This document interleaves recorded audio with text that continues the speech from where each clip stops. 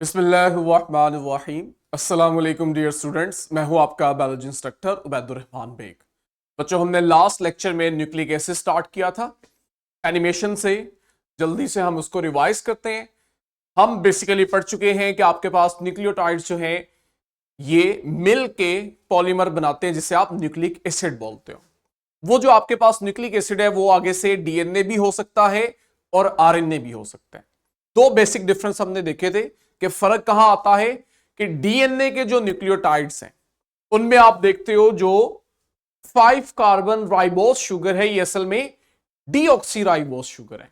Deoxy से मुराद हमारा ये था कि अगर आप गौर से देखो आपके पास इस रिंग में कार्बन नंबर 2 के साथ हाइड्रोक्सिल ग्रुप नहीं लगा हुआ बल्कि दो हाइड्रोजन एटम्स लगे हुए हैं, यानी कि इसका हाइड्रोक्सिल ग्रुप जो है वहां से ऑक्सीजन रिमूव है, तो ये डीऑक्सी राइबोस शुगर होगी। दूसरा हमने देखा था कि आपके पास वहां पे नाइट्रोजनस बेस का फर्क आ रहा था। डीएनए में जहां थायमिन होती है आपके पास आरएनए में वहां यूरेसिल होती है। अब जब आप न्यूक्लियोटाइड को जनरली देखते हो, चाहे वो डीएनए का है आरएनए का है, तो आपको 3 कंपोनेंट्स मिलते हैं इसमें। एक आपके पास यही शुगर होती है, दूसरा आपके पास ये फॉस्फोरिक एसिड है जिसके पास 3 हाइड्रोक्सिल ग्रुप है और एक डबल बॉन्डेड ऑक्सीजन, और थर्ड कंपोनेंट ये नाइट्रोजनस बेसिस थी। ये 3 कंपोनेंट्स जब मिलते हैं तो आपके पास न्यूक्लियोटाइड बनता है। ये देखें, ठीक है। किसी एक को अगर हम ले लें, एडिनोसिन को लेते हैं क्योंकि ये एटीपी से रिलेटेड है, तो इसको हमने आगे भी पढ़ना है। हमारे पास क्या है, ये 4 कार्बन और एक ऑक्सीजन, ये मिलके एक रिंग बना रहे हैं, राइबोस रिंग, जिसके साथ आप देख रहे हो कार्बन 1 पे एडेनिन शुगर लगी हुई है, ठीक है, और कार्बन 5 के साथ फॉस्फेट ग्रुप लगा हुआ है। यही वो न्यूक्लियोटाइड्स हैं जो बार बार रिपीट होंगे। टोटल आप देखोगे 4 तरह के न्यूक्लियोटाइड्स होंगे। अगर हम डीएनए की बात करें तो आपके पास ये 4 न्यूक्लियोटाइड किस बेस पे एक दूसरे से मुख्तलिफ हैं, डिपेंड करता है कौन सी नाइट्रोजनस बेस न्यूक्लियोटाइड का हिस्सा है। और आरएनए के अंदर भी 4 ही तरह के आपके न्यूक्लियोटाइड्स हैं। अगेन, जिस तरह की नाइट्रोजनस बेस अटैच है उस लिहाज से आप देख रहे हो न्यूक्लियोटाइड में फर्क आता जा रहा है। तो टोटल आपके पास डीएनए में भी 4 ही नाइट्रोजनस बेस अटैच होती हैं और आरएनए में भी। फर्क सिर्फ आता है कि डीएनए में जहां थायमिन होती है, आरएनए में यूरेसिल होती है। और यही वो न्यूक्लियोटाइड्स हैं जो अभी हम पढ़ेंगे, ये लिंक करेंगे और लिंक करने की वजह से ये डीएनए का मॉडल बनाएंगे। अब जरा ये कॉम्प्लिकेटेड है, ठीक है, लेकिन अगर हम स्कीमेटिक देख लें, ये लें, ये आपके पास डीएनए का मॉलिक्यूल है जिसमें 2 स्ट्रैंड्स हैं। हर स्ट्रैंड में आप देखोगे कि आपके पास न्यूक्लियोटाइड्स एक दूसरे के साथ जुड़े हुए हैं। अब ये जो न्यूक्लियोटाइड्स आपस में जुड़े हुए हैं ना, इनकी नाइट्रोजनस बेस स्ट्रैंड का हिस्सा नहीं होती, बल्कि आप देखते हो वो स्ट्रैंड से बाहर आपस में अंदर की तरफ होती हैं। ये 2 स्ट्रैंड्स हैं, इनकी जो नाइट्रोजनस बेस है ये स्ट्रैंड से बाहर निकली होती है, लेकिन किस तरफ, टुवर्ड्स ईच अदर। 2 स्ट्रैंड्स की नाइट्रोजनस बेस अंदर की तरफ एक दूसरे के आमने सामने होती हैं। ये जो आपके पास यहां कलरफुल बॉक्सेस नजर आ रहे हैं, इनके दरमियान में असल में हाइड्रोजन बॉन्ड बनता है। जब इनके दरमियान हाइड्रोजन बॉन्ड बनता है तो इस हाइड्रोजन बॉन्ड की वजह से हम कहते हैं डीएनए के जो 2 स्ट्रैंड्स है वो एक दूसरे के साथ अटैच हो जाते हैं। हाइड्रोजन बॉन्ड किस तरह बनता है, आपके पास एडेनिन और थायमिन के दरमियान आप देखो 2 हाइड्रोजन बॉन्ड है, जबकि गवानीन और साइटोसिन के दरमियान 3 हाइड्रोजन बॉन्ड बनते हैं। ये जो नाइट्रोजनस बेसिस के दरमियान बनने वाले हाइड्रोजन बॉन्ड हैं, यही असल में डीएनए के 2 स्ट्रैंड्स को आपस में जोड़े हुए हैं। और जो डीएनए का हर स्ट्रैंड है वो असल में शुगर और फॉस्फेट का बना हुआ है, ठीक है। अब हम आते हैं अपनी स्लाइड पे और लेक्चर को यहीं से कंटिन्यू करते हैं। हमारी स्लाइड में जो एसएलओज एड्रेस हो रहे हैं, इनमें से लास्ट एसएलओ हमने आज कवर करना है।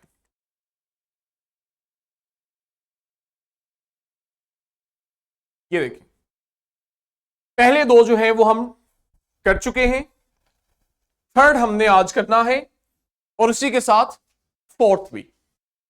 आप पहले 2 न्यूक्लियोटाइड्स में बनने वाले फॉस्फोडाइएस्टर बॉन्ड को पढ़ोगे, फिर उसके बाद हम टिपिकल एग्जांपल लेंगे मोनोन्यूक्लियोटाइड और डाइन्यूक्लियोटाइड की। लास्ट टाइम हमने डीएनए और आरएनए के जो न्यूक्लियोटाइड्स हैं इन्हें स्टडी किया था इस टेबल के अंदर। ठीक है, आज हम कंटिन्यू करने लगे हैं फॉस्फोडाइएस्टर बॉन्ड से। ये जो बॉन्ड है ये न्यूक्लियोटाइड्स की पॉलीमराइजेशन करेगा, जिसकी वजह से आप देखोगे आपके पास न्यूक्लिक एसिड बनेगा, चाहे वो डीएनए है या आरएनए है। अब जो पॉलीमराइजेशन का प्रोसेस है ये एक एंजाइम करवा रहा होता है, जिसे आप पॉलीमरेज एंजाइम का नाम देते हो उसके फंक्शन की बेस पे। अगर तो आप डीएनए में देख रहे हो कि वहां न्यूक्लियोटाइड्स मिलकर डीएनए बना रहे हैं, तो आप इस एंजाइम को डीएनए पॉलीमरेज एंजाइम का नाम देते हो। जब आरएनए बन रहा होता है उस वक्त पॉलीमराइजेशन में जो एंजाइम इन्वॉल्व होता है उसे आप आरएनए पॉलीमरेज एंजाइम बोलते हो। ठीक है, तो काम के लिहाज से हमने नाम दे दिए। अब हम स्पेसिफिकली डीएनए को पढ़ने जा रहे हैं। जब आप डीएनए में न्यूक्लियोटाइड्स की सिंथेसिस देख रहे होते हो तो आपने हमेशा याद रखना है कि जो न्यूक्लियोटाइड आता है वो डीएनए की चेन का हिस्सा बनता है। ठीक है, आपके पास डीएनए का लेट्स से एक स्ट्रैंड है जिसको आप सिंथेसाइज कर रहे हो। नया न्यूक्लियोटाइड जो है वो आएगा और वो इस स्ट्रैंड का हिस्सा बनेगा। ये जो न्यूक्लियोटाइड आएगा ना, ये असल में डीएनटीपीज कहलाएगा। ये आपने नाम याद रखने हैं। डीएनटीपी क्या है? Deoxy ribo nucleoside triphosphate. क्यों आप इसको डीऑक्सी बोल रहे हो? क्योंकि इसकी जो शुगर है वो असल में डीऑक्सी राइबोस है। और मैंने कल आपको लास्ट टाइम नेम्स भी समझाए थे कि जब भी हमारे पास शुगर और बेस मिल रही थी तो आपके पास न्यूक्लियोसाइड बन रहा था। इस न्यूक्लियोसाइड के साथ फिर जब हमने फॉस्फेट ऐड किया था तो आपके पास न्यूक्लियोटाइड बना था। अब फॉस्फेट मैंने बताए थे वो एक भी हो सकता है, दो भी हो सकते हैं, तीन भी हो सकता है। इसीलिए फॉस्फेट की तादाद को अलहदा बताने के लिए हम फिर नाम कैसे देते हैं कि पहले तो आप शुगर प्लस बेस का नाम देते हो विच इज न्यूक्लियोसाइड। अब चूंकि डीएनए के अंदर डीऑक्सीराइबोस शुगर होती है इसलिए फिर हमें इसके न्यूक्लियोसाइड को डीऑक्सीराइबो न्यूक्लियोसाइड कहना पड़ता है। इस न्यूक्लियोसाइड के साथ अब कितने फॉस्फेट अटैच हैं वो सेकंड वर्ड हमें बता रहा होता है, और यह है ट्राइफॉस्फेट। यानी कि आप देखते हो कि आपके साथ यहां पे 3 फॉस्फेट अटैच किए जाते हैं। अब न्यूक्लियोटाइड क्या है? न्यूक्लियोटाइड जनरली हम कहते हैं शुगर बेस और एक फॉस्फेट का होना जरूरी है। शुगर के साथ कार्बन नंबर 1 पे नाइट्रोजनस बेस अटैच हो जाए और कार्बन नंबर 5 के ऊपर एक फॉस्फेट आके अटैच हो जाए, आपका न्यूक्लियोटाइड बन चुका है। तो ये आपके पास 2 एक्स्ट्रा फॉस्फेट होते हैं। इनकी क्या सिग्निफिकेंस है ये अभी हम देखेंगे। तो आपके पास क्या होगा? न्यूक्लियोटाइड का स्ट्रैंड हम ऑलरेडी बना रहे हैं। जब इस स्ट्रैंड की सिंथेसिस हो रही है तो आप देखोगे कि आपके पास नया आने वाला जो न्यूक्लियोटाइड है ना, ये आएगा और आके 3 प्राइम एंड पे अटैच होगा। ये जो आपके पास स्ट्रैंड बन रहा है इसके 2 एंड्स हैं, एक को आप 5 प्राइम कहते हो और दूसरे को 3 प्राइम कहते हो। मैं यहां नहीं लिख रहा, थोड़ा साइड पे लिख रहा हूं।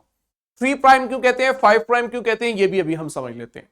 तो आपके पास होता क्या है, जो नया आने वाला न्यूक्लियोटाइड है वो असल में डीएनटीपी है जिसके पास 3 फॉस्फेट अटैच हैं। ये आता है और जो पहले से न्यूक्लियोटाइड की चेन बन रही होती है ना, यहां आके ये रिएक्शन करता है। इस दौरान क्या होता है, हमारे पास ये जो चेन बन रही है इसके इस एंड पे, जिसको मैं 3 प्राइम एंड कह रहा हूं, यहां पे हाइड्रोक्सिल ग्रुप होता है शुगर का। ठीक है, शुगर के हाइड्रोक्सिल ग्रुप के साथ आप देखते हो कि ये एनटीपी आके रिएक्ट करेगा, और जब ये रिएक्ट करता है तो ये असल में जो हाइड्रोक्सिल ग्रुप है, ठीक है, 3 prime hydroxyl group of last nucleotide, ये वाली जो चेन बन रही है, इस चेन पे जो लास्ट न्यूक्लियोटाइड होगा उसके कार्बन नंबर 3 पे हाइड्रोक्सिल ग्रुप इस डीएनटीपी के अल्फा कार्बन पे अटैक करेगा। अल्फा फॉस्फेट पे, नॉट कार्बन, अल्फा फॉस्फेट पे अटैक करता है। अल्फा फॉस्फेट ये है फर्स्ट फॉस्फेट, और जब ये इस पे अटैक करता है तो आपके पास एक बॉन्ड बनता है जिसे हम फॉस्फोडाइएस्टर बॉन्ड का नाम देते हैं। अभी अल्फाज पिक कर लो, डायग्राम से सारा समझाऊंगा।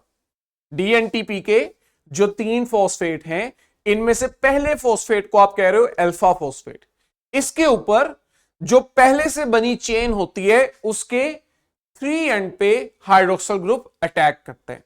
जब ये उस पर अटैक करते हैं तो वहां एक बॉन्ड बनता है जिसे आप फॉस्फोडाइएस्टर बॉन्ड का नाम देते हो। ठीक है, इसकी वजह से क्या होता है कि आपके पास ये जो 2 फॉस्फेट थे ये ब्रेक कर जाते हैं, और ये 2 फॉस्फेट जब ब्रेक करके रिलीज होते हैं तो इन्हें हम नाम देते हैं पायरोफॉस्फेट। पायरोफॉस्फेट क्या है? 2 फॉस्फेट हैं जो आपस में अटैच हुए हैं। पहले वाला जो था वो अल्फा था, तो ये वाले कौन से होते हैं? बीटा और गैमा फॉस्फेट। ये जो पायरोफॉस्फेट हैं ये रिलीज होते हैं और इनकी पानी की मदद से हाइड्रोलिसिस की जाती है। ठीक है, हाइड्रोलिसिस के दौरान क्या होता है, ये जो 2 फॉस्फेट एक दूसरे के साथ अटैच हैं, इनको भी एक दूसरे से ब्रेक कर दिया जाता है। जब पायरोफॉस्फेट का बॉन्ड ब्रेक करता है, इस दौरान एनर्जी रिलीज होती है।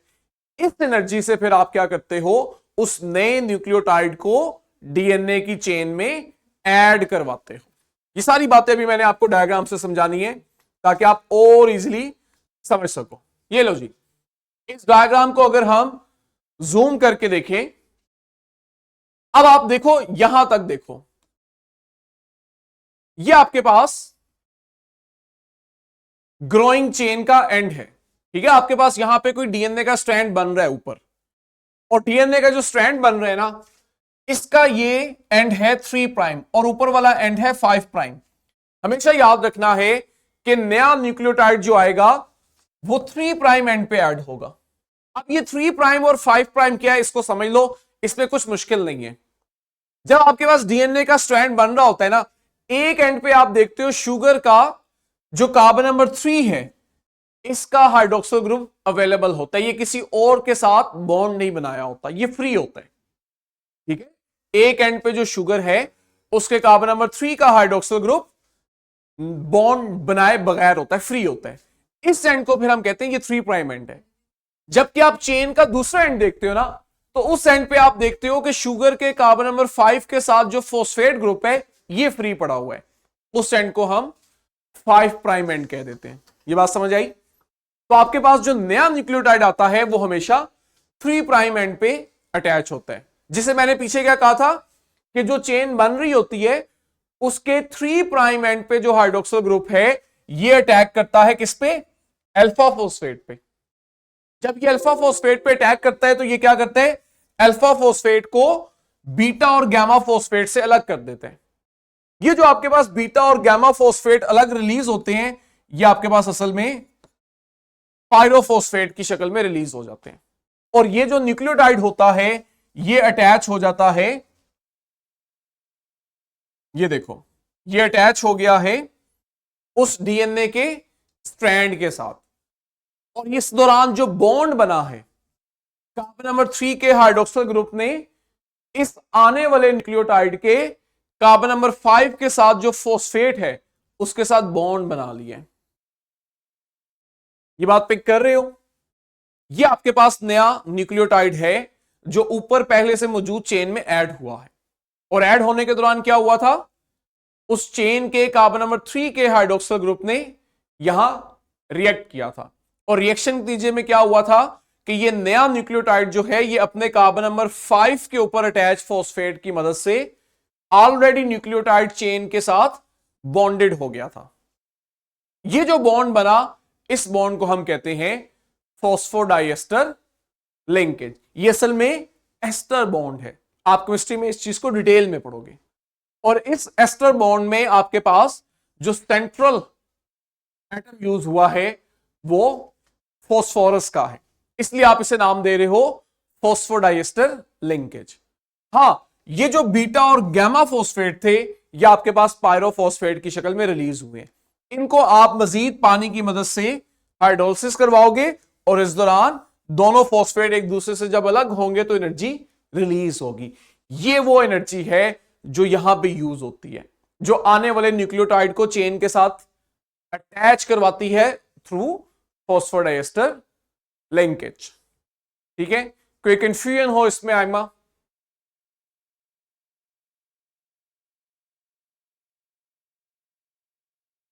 इस तरह से आप क्या करते हो, हर आने वाला जो न्यूक्लियोटाइड है वो बनने वाली चेन के 3 प्राइम एंड पे ऐड करते जाते हो। अगर मैं यूं आपको दोबारा से अंडरस्टैंड करवाऊं,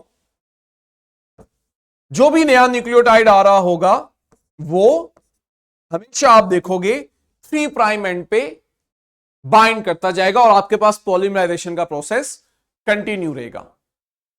ठीक है, जो भी पॉलीपेप्टाइड चेन बनेगी, अल्टीमेटली जब आप उस स्ट्रैंड को, उस चेन को देखोगे ना, तो हमेशा उसके एक साइड पे आप देखोगे कार्बन नंबर 5 का फॉस्फेट ग्रुप अवेलेबल होगा और दूसरे एंड पे आप देखोगे कि वहां पे कार्बन नंबर 3 का हाइड्रोक्सिल ग्रुप फ्री होगा। कार्बन नंबर कौन से वाले हैं? जो पेंटोस शुगर आपके पास न्यूक्लियोटाइड में यूज हुई है उसके कार्बन नंबर। एक एंड पे हमारे पास पेंटोस शुगर के कार्बन नंबर 3 का हाइड्रोक्सिल ग्रुप अवेलेबल होते हैं और दूसरी साइड पे जो आने वाला न्यूक्लियोटाइड है आप देखते हो उसका कार्बन नंबर 5 का फॉस्फेट, ये हमेशा रिएक्ट करते हैं। ठीक है, तो इस तरह से आप देखते हो कि न्यूक्लियोटाइड्स ऐड करके पॉलीपेप्टाइड चेन बनाते हैं। अब हम आते हैं अपने उस एसएलओ पे जहां पे हमने स्पेसिफिक केस स्टडी करना है मोनोन्यूक्लियोटाइड और डाई न्यूक्लियोटाइड का। एटीपी जो है, जिसके बारे में हम 9th ग्रेड से पढ़ते आ रहे हैं कि ये सेल की एनर्जी करेंसी है।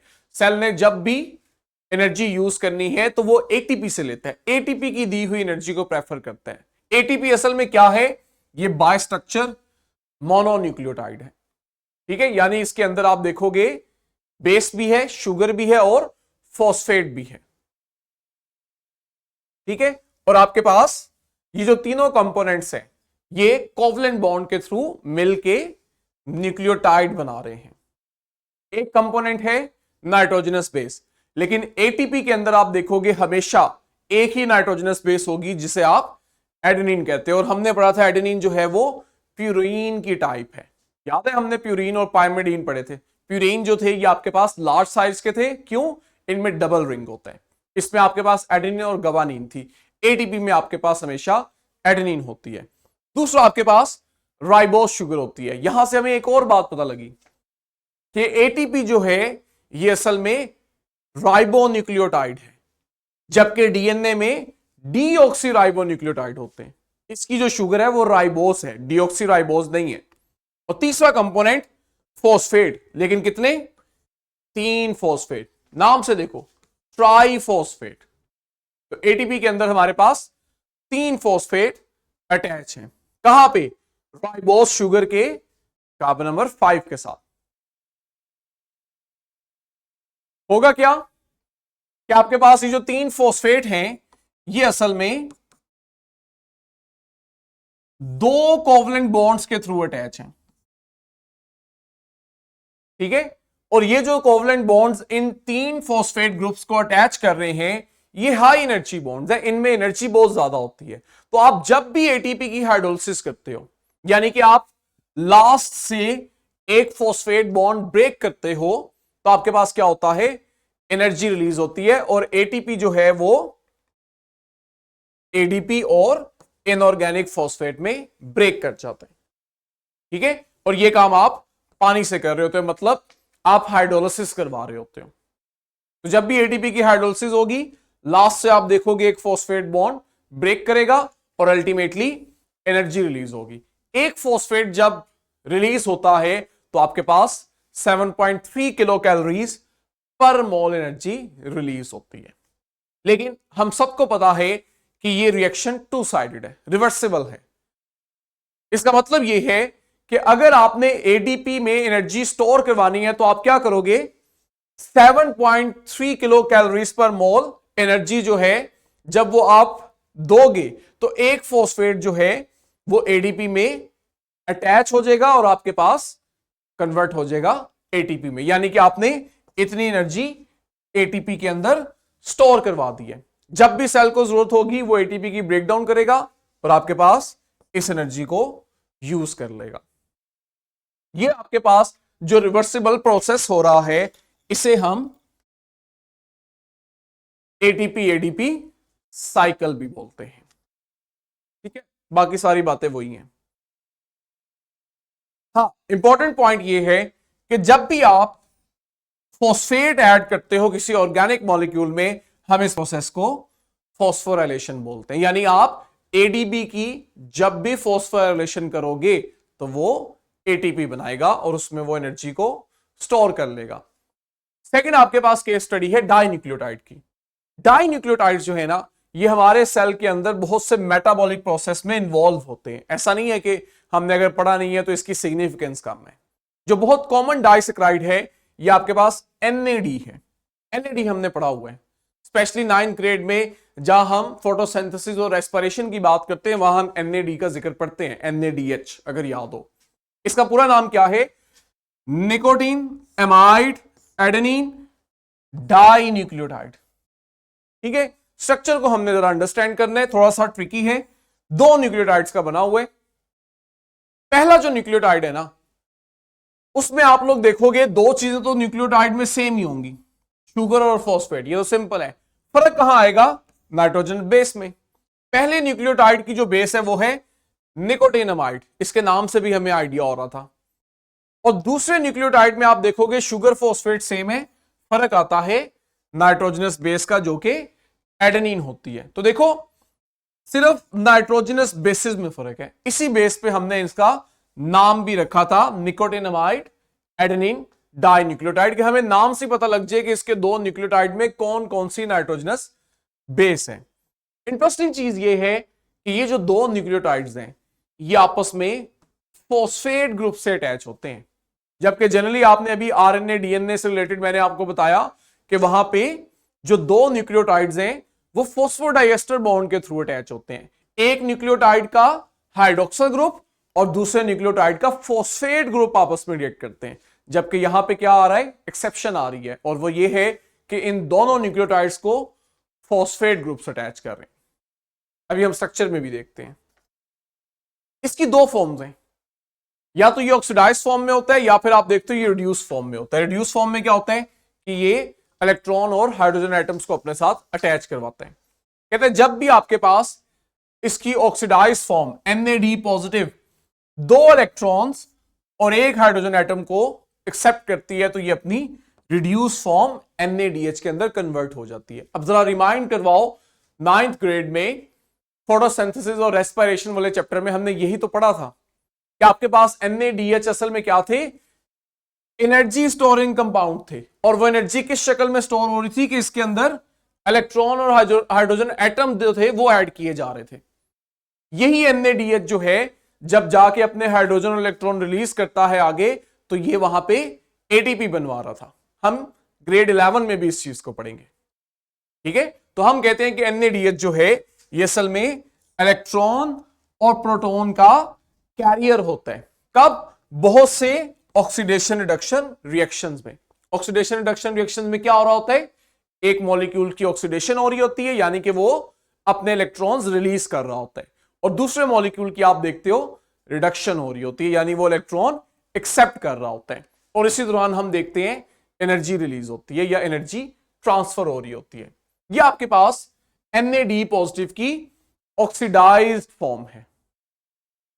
ठीक है, इस ऑक्सीडाइज्ड फॉर्म में देखो कि आपके पास जो निकोटिनमाइड नाइट्रोजनस बेस है, इसमें रिंग पे पॉजिटिव चार्ज आया हुआ है। सिंपली क्या होता है कि ये आपके पास इलेक्ट्रॉन को और प्रोटॉन को एक्सेप्ट करता है और अपनी रिड्यूस फॉर्म में चला जाता है, जहां आप देखो रिंग के ऊपर पॉजिटिव चार्ज खत्म हो चुका है और एक एडिशनल हाइड्रोजन एटम इसके साथ अटैच हो चुके हैं जो आपने यहां रिएक्शन में ऐड किया था। इस तरह से ये अपनी ऑक्सीडाइज और रिड्यूस फॉर्म के अंदर जब भी स्विच होता है तो ये इलेक्ट्रॉन एक्सेप्ट कर रहा होता है या रिलीज कर रहा होता है, जिसकी वजह से आप देखते हो ये बहुत सारे ऑक्सीडेशन रिडक्शन रिएक्शंस में हिस्सा लेता है। ठीक है, तो आई होप कि आपको आज की स्लाइड में स्पेशली लास्ट दो SLOs जो हैं वो अच्छे से कवर हुए होंगे, जिसमें हमने दो न्यूक्लियोटाइड्स के दरमियान फॉस्फोडाइएस्टर बॉन्ड को देखा कि किस तरह से फॉस्फोडाइएस्टर बॉन्ड जो है वो न्यूक्लियोटाइड्स को ऐड करवा के एक पॉली न्यूक्लियोटाइड चेन बनाता है। और दूसरा हमने दो केस स्टडीज ली, सिंगल न्यूक्लियोटाइड की और डाई न्यूक्लियोटाइड की। हमारे लिए जो इंपॉर्टेंट थे इनमें वो एटीपी और एनएडी थे, जिन्हें हमने as a case study understand किया। अब आओ दोबारा अपनी एनिमेशन पे। मैं आपको वहां पे स्पेशली डीएनए के दरमियान जो फॉस्फोडाइएस्टर लिंकेज है इनको हाईलाइट करना चाहता हूं। ये आपके पास सिंगल न्यूक्लियोटाइड्स हैं, ठीक है। आप किसी को भी अगर देखो, लेट्स से मैं आपको अब गिबेनोसिन मोनोफॉस्फेट दिखा देता हूं। रिंग है, किसका रिंग है? बेस का। उसके साथ आप देख रहे हो कार्बन 1 पे नाइट्रोजनस बेस है और रिंग है शुगर का, और आपके पास फॉस्फेट ग्रुप है। जब ये आपके पास न्यूक्लियोटाइड्स मिल रहे हैं तो ये मिल के यूं डबल हेलिकल स्ट्रक्चर बनाते हैं। अब आप लोगों के लिए लाइव इसको थोड़ा ट्रिकी होगा अंडरस्टैंड करना। लेट्स से हम कहीं स्ट्रक्चर को देखें, ठीक है। जहां जहां आपके पास था इस तरह से रेड ऑक्सीजन एटम आ रहा है, इसका मतलब है ये राइबोस का रिंग है, डीऑक्सी राइबोस का। इस रिंग के साथ जरा गौर से देखो, मैं आपको अंडरस्टैंड करने की कोशिश करवाता हूं। इस रिंग का ये फॉस्फेट ग्रुप है, ठीक है। रिंग के 4 कार्बन है, ये 5वां कार्बन बाहर आया हुआ है, देख रहे हो। और इसका ये फॉस्फेट ग्रुप है। ये फॉस्फेट ग्रुप अब देखो दूसरे रिंग का हिस्सा है, दूसरे रिंग के साथ अटैच है। और वो दूसरा रिंग कौन सा है? ये देखो, इस दूसरे रिंग के कार्बन नंबर 3 के साथ आप देख रहे हो कि ये बॉन्ड बना रहा है। ये बॉन्ड कैसे बनते? इस रिंग के कार्बन नंबर 3 पे था हाइड्रोक्सिल ग्रुप, और ये ऊपर वाले रिंग के कार्बन नंबर 5 पे था फॉस्फेट। इस फॉस्फेट ने आके दूसरे रिंग के कार्बन नंबर 3 के हाइड्रोक्सिल ग्रुप के साथ रिएक्शन करवाया, और आके इसने 2 न्यूक्लियोटाइड्स को एक दूसरे के साथ अटैच कर दिया। ये जो बॉन्ड बना जहां पे 2 न्यूक्लियोटाइड्स एक दूसरे के साथ अटैच हैं, इस बॉन्ड को आप नाम दे रहे हो फॉस्फोडाइएस्टर लिंकेज। इसको जरा खुद एक्सप्लोर करो, ठीक है। आपको लिंक दिया जाएगा, जरूरत पड़ी तो आपको सब्सक्रिप्शन का पासवर्ड प्रोवाइड करेंगे। इसको जरा एक्सप्लोर करो और आप डीएनए के स्ट्रक्चर को अंडरस्टैंड करो कि किस तरह से ये न्यूक्लियोटाइड्स अटैच हैं। फिर भी कोई क्वेश्चन हो तो आप वीडियो के नीचे मुझसे पूछ सकते हो। आपके पास डिस्क्रिप्शन में इसकी वर्कशीट और क्वेश्चन बैंक है, उससे प्रैक्टिस करो। कल इंशाल्लाह हम आगे यहीं से कंटिन्यू करेंगे। तब तक के लिए बच्चों, अल्लाह हाफिज।